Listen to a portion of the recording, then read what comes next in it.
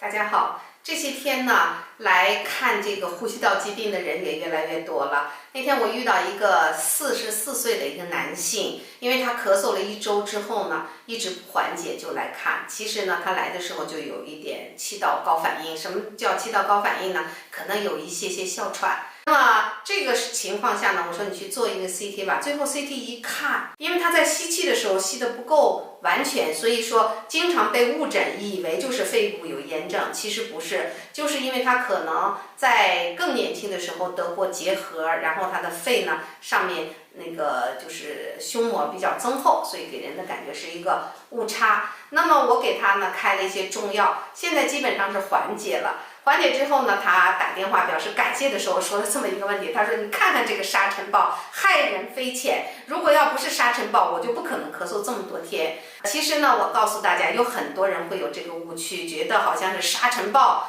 给造成的呼吸道感染。那么我想问大家，虽然我们呼吸系统的疾病是比以往同期增加了15%左右，但是也有很多人没有出现这个问题呀，对吧？我们同在一个环境，为什么有的人有这种问题，有的人就没有呢？其实呢，就是我们个人防护的一个问题。还有一点呢，有人就通过这个沙尘暴之后呢，也纷纷的来给我反映说，你看这个沙尘暴百害而无一利。虽然遇到这些不好天气的时候，我们可能会随时遇到一些天气的变化，但是我们在遇到这些不好天气的时候，要做好个人的防护，尽量呢要少到户外去活动，因为这些沙尘呢，毕竟如果你没有做好防护的话，对你的健康还是有一定影响的。所以呢，也呼吁朋友们要做好个人的防护，健康快乐的生活。谢谢大家。